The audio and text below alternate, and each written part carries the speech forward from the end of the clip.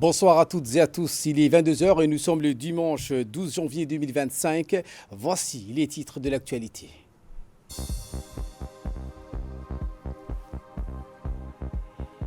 Inauguration du laboratoire central des bâtiments, le LCBE. C'était hier toujours à Ali Sabieh dans le cadre du lancement de la semaine nationale. Et dans l'actualité internationale, des enfants tués dans l'attaque d'une école transformée en refuge à Jabalia. Voilà pour les sommaires. Merci si vous nous rejoignez sur Télé Djibouti. Et passons au développement où toujours à Ali Sabieh où le top départ du lancement de la Semaine nationale de la solidarité a eu lieu. Le Premier ministre Abdelkader Kamel Mohamed a officiellement inauguré le laboratoire régional du bâtiment. Rappelons que ce dernier se trouvait à Ali Sabieh pour prendre part aux côtés du chef de l'État au lancement officiel de la Semaine nationale de solidarité qui couvre chaque année l'étendue du territoire national. Durant cette activité, le Premier ministre était accompagné de la ministre des Affaires sociales et des Solidarités, Mme Ouloufa Ismaïla Abdo, du ministre des Infrastructures et de l'Équipement, Hassan Hamad Ibrahim, et des autorités de la région ainsi que des parlementaires. L'ouverture de cette antenne du LCBE est l'optique d'offrir ses services au plus grand nombre, mais également de pouvoir déconcentrer ses activités. Le laboratoire central du bâtiment et de l'équipement LCBE, avec à sa tête Mme Rahim Ahmed Moussa, directrice générale, se vit donc agrandir avec l'ouverture de deux antennes, l'un au nord et l'autre au sud du pays, et ce pour rester au plus près de ses concitoyens. Il s'agit là donc le premier acte du genre dans la région de l'intérieur, mis en place avec l'extension de la ville d'Ali Sabieh qui ne cesse de s'agrandir. Rappelons que le laboratoire central du bâtiment et de l'équipement est créé en 1989 qui occupe aujourd'hui une place prépondérante en tant qu'institution polyvalente spécialisée.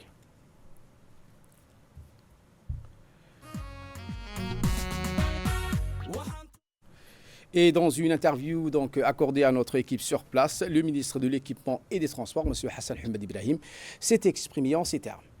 Ces deux antennes ont été réalisées grâce au financement du ministère de la Solidarité, en la personne de Mme Ouloufa et par le biais quand même de l'ADDS. Donc nous sommes reconnaissants et je voudrais quand même remercier à mon nom, au nom de mon ministère, de l'institution LCBE et à mon nom personnel, Madame la ministre de la Solidarité, pour sa précieuse contribution d'intérêt public ou combien opportun et important. LCBE est une jeune institution qui est chargée d'assurer le contrôle de la qualité, la vérification de conformité des normes, la viabilité et la durabilité des infrastructures de notre pays. Donc c'est pourquoi l'implication de cette institution s'avère indispensable dans la réalisation des infrastructures de vos différents projets de la région, que ce soit route ou bâtiment. Et pour sa part, la ministre des Affaires sociales et des Solidarités, Mme Ouloufa Ismaïla Abdo, s'est également exprimée. Écoutons. On a inauguré ce matin le complexe entier de centres de formation des femmes. C'est la première dame qui a voulu que ce centre soit là et qu'il puisse bénéficier aux femmes de Ali Sabieh tout entière. Donc c'est un centre de formation en cuisine, en coiffure et en couture, avec bien sûr une partie administration. Juste derrière également, il y a une garderie pour les enfants. Et il y a également l'antenne du laboratoire LCBE pour que justement les constructions dans les régions puissent être aux normes au niveau des constructions. Nous allons continuer à œuvrer pour le bien-être de nos populations. Nous allons œuvrer également, puisque nous sommes sur Ali Sabieh, à également être au service de la population et des régions. Nous avons voulu qu'il y ait moins de disparités entre la capitale et les régions. Aujourd'hui, le symbole qu'Ali Sabih est abrité, la Semaine nationale de la solidarité 2025, démontre combien le gouvernement et à sa tête le chef du gouvernement et président de la République, Al-Hajj Ismail Omar Guelleh, tient vraiment au développement de nos régions. Nous allons vraiment mettre tout en œuvre et cette cérémonie a permis à toutes les régions de discuter directement avec le président de la République pour lui dire ce que nous avons réalisé, pour lui dire ce que nous avons manqué de faire et pour corriger également nos imperfections. Inch'Allah ta'ala, Ali Sabih est devenue vraiment la première région qui a accueilli la Semaine nationale de la solidarité 2025 est une des choses qui nous rend très fiers. L'année prochaine, bi'iznillah, ba'da as-sahha wa salama, Inch'Allah, ça serait dans une autre région. L'actualité de ce 22h, c'est aussi cette commission de finances, de l'économie générale et du plan qui s'est réunie. C'était ce matin à l'Assemblée nationale pour examiner deux projets de loi portant sur les comptes financiers de l'exercice 2025 de l'Agence nationale pour la promotion des investissements. Cette séance dirigée par le député Charmarke Moussa Aré, président de la commission des finances, est tenue en présence du secrétaire d'État chargé des investissements et du développement du secteur privé, Mme Safia Mohamed Ali Gadili, et le directeur général de l'Agence nationale de la promotion des investissements, M. Mahdi Darar Obsiyi. Au terme de ces délibérations, la commission des finances, de l'économie générale et du plan a émis un avis favorable sur les comptes financiers examinés et les a transmis pour adoption lors de la prochaine séance publique de l'Assemblée nationale. Et voilà qu'il nous ramène de parler de cette 14e conférence des ministres arabes de l'éducation organisée par l'Organisation arabe pour l'éducation, la culture et les sciences, Alexou. Événement qui s'est tenu à Doha, au Qatar, du 5 au 7 janvier. Un événement qui a réuni des ministres et des hauts responsables de l'éducation des pays arabes autour de l'objectif commun, améliorer le système éducatif de la région. Les principaux thèmes abordés étaient l'éducation inclusive et l'autonomisation des enseignants, des enjeux cruciaux pour répondre aux défis actuels et futurs dans l'éducation du monde arabe. Notre pays a été représenté par une délégation conduite par le secrétaire général du ministère de l'Éducation nationale et de la formation professionnelle, le MENFOP, M. Mayoub, accompagné de M. Mohamed Moussaïabé, secrétaire général de la Commission nationale de Djibouti pour l'UNESCO. Était également présent M. Hussein Abdelahi Saïd, inspecteur de l'enseignement arabe, et une délégation qui a été chaleureusement accueillie à Doha par notre ambassadeur sur place, M. Dayib Doubadroblé. Plusieurs priorités essentielles, notamment le développement professionnel des enseignants, considéré comme un levier pour garantir une éducation de qualité, ainsi que l'amélioration des apprentissages. L'équité dans l'éducation a également été au centre de ces débats, avec une attention particulière portée aux enfants ayant des besoins spécifiques afin de s'assurer que personne ne soit laissé pour compte. Les participants ont également évoqué l'adaptation des curricula aux besoins des élèves, l'intégration des outils numériques. Et notre grand format de ce soir porte sur le sport en République de Djibouti. Écoutons. À Djibouti, le sport transcende le simple loisir. C'est un véritable moteur, une force vive qui fédère, un peu comme un puissant aimant attirant les générations. Depuis l'exploit légendaire d'Ahmed Salah, une étoile filante de l'athlétisme mondial, ce petit pays de la Corne d'Afrique a démontré avec brio que la grandeur ne se mesure pas à l'aune de sa superficie, mais celle de ses ambitions et de sa ténacité. On peut dire que Djibouti, c'est David contre Goliath, mais avec un sacré dose de panache. L'année 2024 a marqué un tournant sous l'impulsion du secrétariat d'État chargé des sports. Une véritable renaissance sportive s'est opérée. Imaginez, les terrains des quartiers, autrefois négligés, quasi abandonnés, se sont métamorphosés. Ces espaces, témoins silencieux des rêves d'enfants, sont devenus des joyaux flambant neufs, vibrants au rythme des rires et des cris de joie des jeunes sportifs. L'accès au sport, autrefois inégal, s'est devenu plus qu'équitable, plus inclusif, un peu comme un cadeau offert à toute une génération. Mais la rénovation n'est pas qu'esthétique. Le secrétariat d'État à la jeunesse et au sport a mis l'accent sur la formation des associations locales, leur fournissant des outils nécessaires à une gestion durable des infrastructures. Une approche pragmatique axée sur la pérennité et l'implication communautaire, un peu comme construire une maison sur des fondations solides. L'élan ne s'est pas limité à la capitale. À Ali Sébié, le Challenge Sud-Sud a rassemblé des athlètes de tous les pays, une véritable mosaïque de talents. À Obok, le triathlon Nord a mis à l'épreuve l'endurance et la volonté des participants. Même les courses des dromadaires de Kor Angar et le duathlon de Dikil, un savant mélange de sport et de culture, ont captivé les foules, célébrant l'identité djiboutienne et relevant un potentiel insoupçonné. C'était grandiose.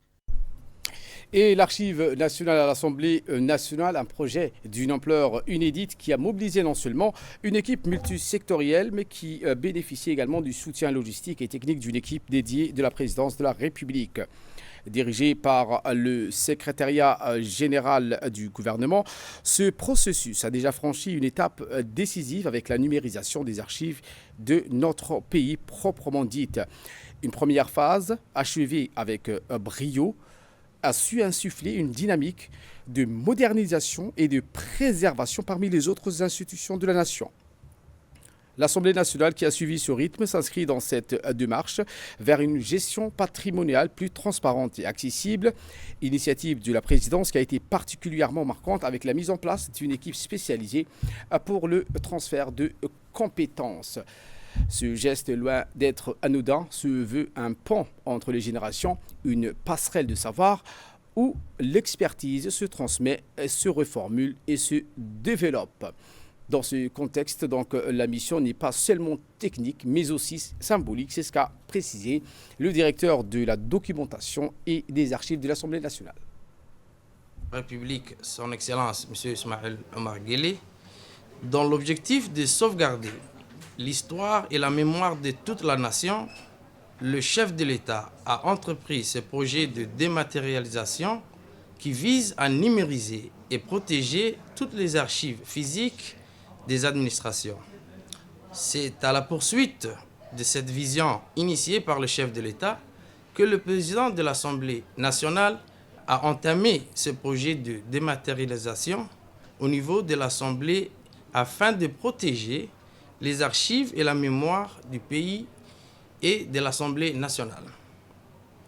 Maillot essentiel de l'histoire de la République de Djibouti, ainsi que son évolution dans le temps. Dans l'accomplissement de cet objectif, une équipe multisectorielle a été constituée, à savoir la direction de la documentation de l'Assemblée nationale, une équipe du département des archives de la présidence et de l'ANC, ainsi qu'une équipe du ministère de la Jeunesse et de la Culture afin d'optimiser la réalisation des travaux de ce projet de dématérialisation. Et pour sa part, le directeur général de l'ANC, l'Agence nationale du système d'information de l'État, M. Moustapha Mohamed Ismail, qui a mentionné que cette initiative de numérisation des archives nationales est sous l'impulsion de la présidence. Voici ses propos. Ces initiatives, donc, bien qu'encore en cours, ont déjà permis, nous pouvons l'affirmer, les jalons une gestion moderne et pérenne des archives nationales. Ce ne sont nullement pas des gestes symboliques, mais des étapes concrètes vers une gestion efficace et transparente de nos archives. Elles démontrent surtout notre capacité commune à relever ce genre de défis en apportant des solutions djiboutiennes à des problématiques djiboutiennes. Parce que ces projets ont 100% été réalisés par des équipes nationales.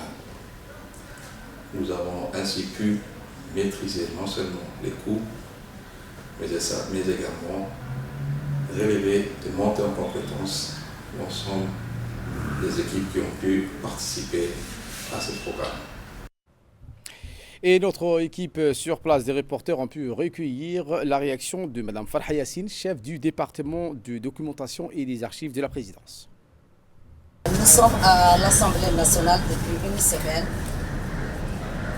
pour renforcer l'équipe des archivistes de l'Assemblée nationale dans le programme national de la modernisation des archives publiques initié par le SGG, le secrétaire général du gouvernement, sous la supervision du président de la République.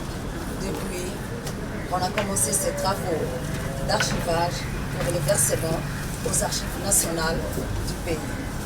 Alhamdulillah Rabbil Alamin. Ce programme a débuté depuis janvier 2023. Alhamdulillah Rabbil Alamin. On avait organisé un atelier de sensibilisation et d'information à toutes les institutions publiques. Alhamdulillah. Et l'Assemblée aussi faisait partie de cet atelier grâce à son directeur dynamique, M. Mieux, qui est le responsable des archives et de la documentation de l'Assemblée nationale avec son équipe. On est là depuis une semaine qui se prépare pour le versement, le premier lot des lois, des textes, tous les documents juridiques de l'Assemblée nationale. Et en nouvelle du monde, je vous le disais, au Gaza, des enfants tués dans l'attaque d'une école transformée en refuge à Jabalia, attaque menée par l'armée sioniste. L'agence civile défense a déclaré que cette frappe aérienne de l'armée israélienne sur une école devenue abri avait tué 8 personnes aujourd'hui, malheureusement, dont 2 enfants et 19 autres enfants ont été blessés. Aux États-Unis, 16 morts dans l'incendie qui se propage vers l'Est, en Californie. 16 personnes sont mortes, 13 sont portées disparues et plus de 12 000 structures ont été endommagées ou détruites par ces incendies simultanés qui sont propagés dans le comté de Los Angeles. Au cours des dernières 24 heures, l'incendie du Palisades s'est étendu sur 1000 acres supplémentaires et a consumé davantage d'habitations. Et pour terminer cette actualité, cet événement tant attendu, le Classico, où ce dimanche en début d'année 2025, qui promet d'être spectaculaire, bien sûr, footballistiquement parlant, avec un Classico alléchant entre le Real Madrid et le FC Barcelone, qui se tient actuellement. C'est le moment de la finale de la Supercoupe d'Espagne. Le Real Madrid mène 1-0 à l'instant. Voilà pour l'essentiel de ce 22h. Merci de votre fidélité. Restez avec nous. Le programme continue sur Télé Djibouti.